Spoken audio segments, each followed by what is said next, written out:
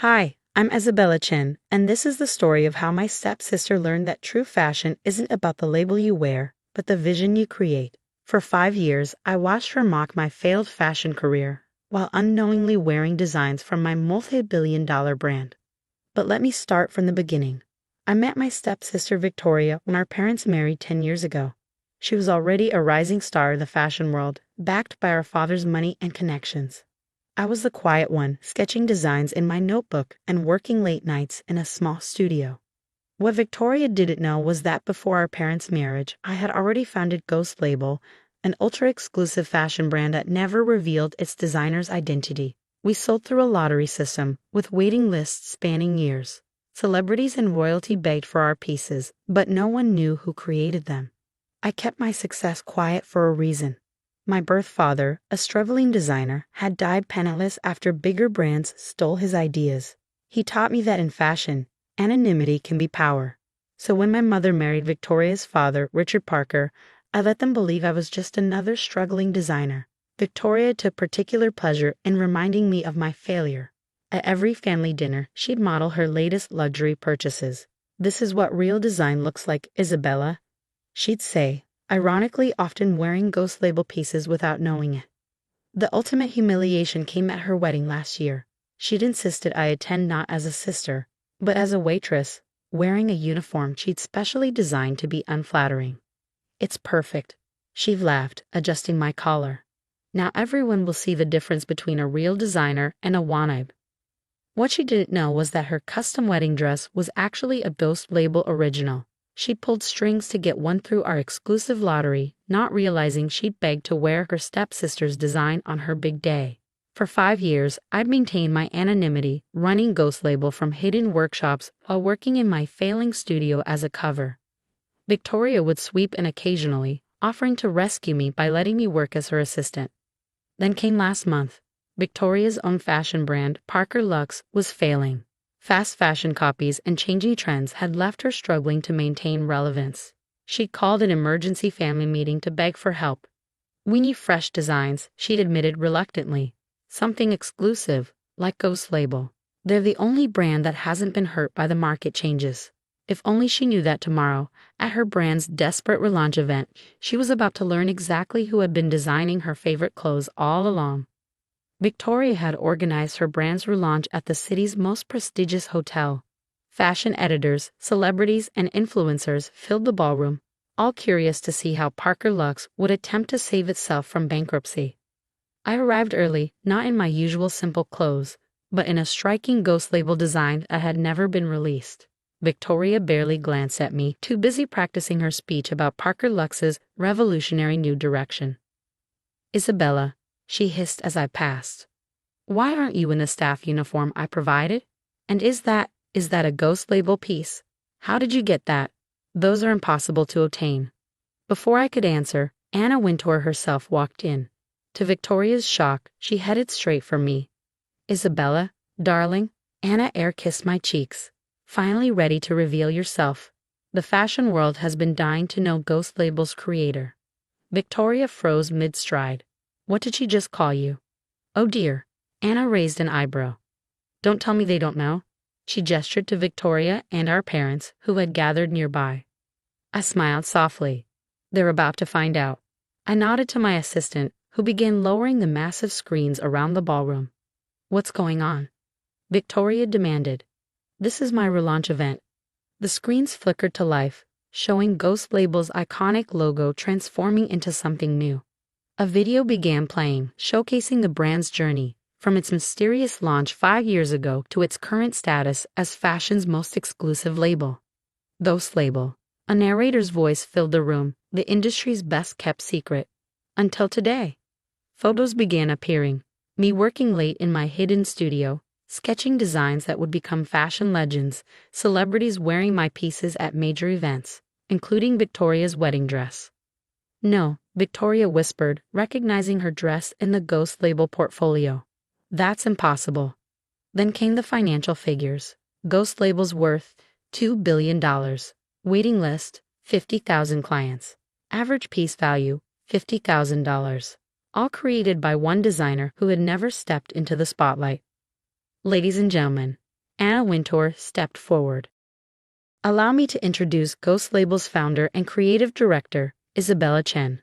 The room erupted in gasps and applause. Fashion editors who had ignored me all evening suddenly rushed forward. Victoria's champagne glass slipped from her fingers, shattering on the marble floor. But this wasn't just about revealing my success. Because in my other hand, I held a folder containing information that would completely transform both our fashion empires. "This is a joke." Victoria laughed hysterically, but her voice trembled. "My little stepsister, the Ghost Label designer, the brand that even I have to wait years to buy from." "The very same," I said calmly, opening my folder. "And now I have a business proposal for Parker Lux." Our father, Richard Parker, stepped forward, his business instincts kicking in despite his shock. "What kind of proposal?" I clicked a remote, bringing up new images on the screens. "Ghost Label will acquire Parker Lux, but not in the way you might think. We're going to merge the brands, creating something unprecedented in fashion." Victoria's face contorted. "You want to buy my brand?" "Never. I'd rather go bankrupt." I cut in softly. "Your company has 3 months of runway left, Victoria. Your last collection was copied by fast fashion brands before it even hit the stores. You need what Ghost Label has: exclusivity, mystery, and innovation." Fashion journalists were frantically taking notes. This was the story of the decade. The mysterious Ghost Label designer revealed and now offering to save her stepsister's failing brand.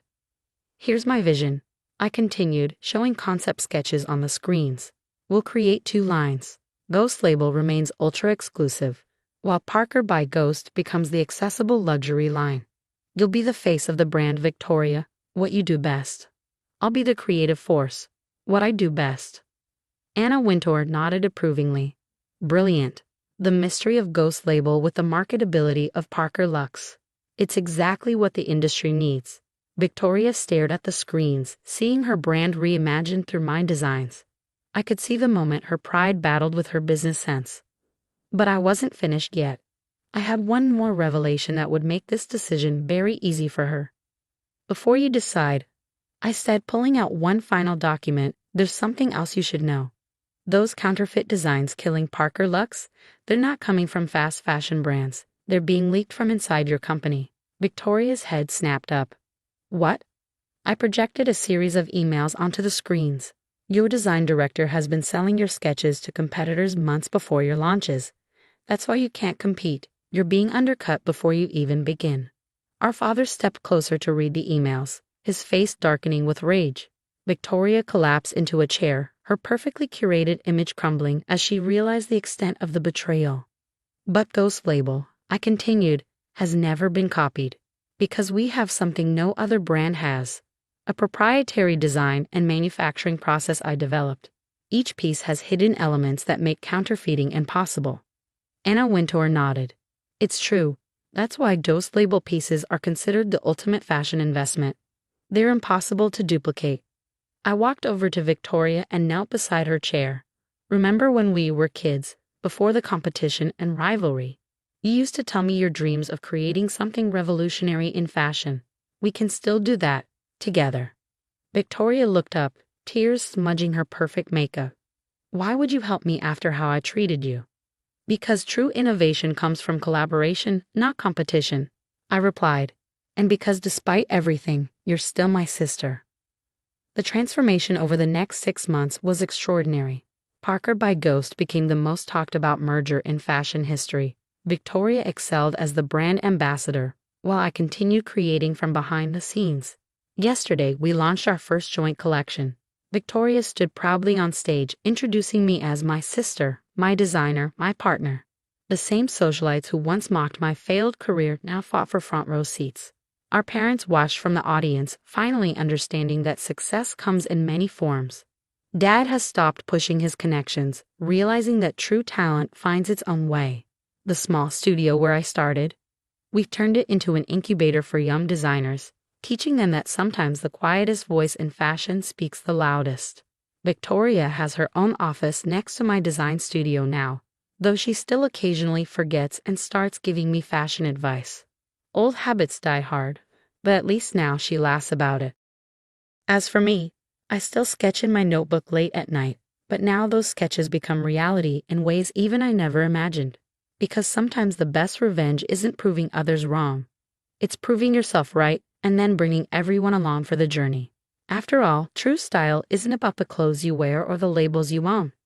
It's about having the vision to see beauty where others see failure and the grace to share that vision with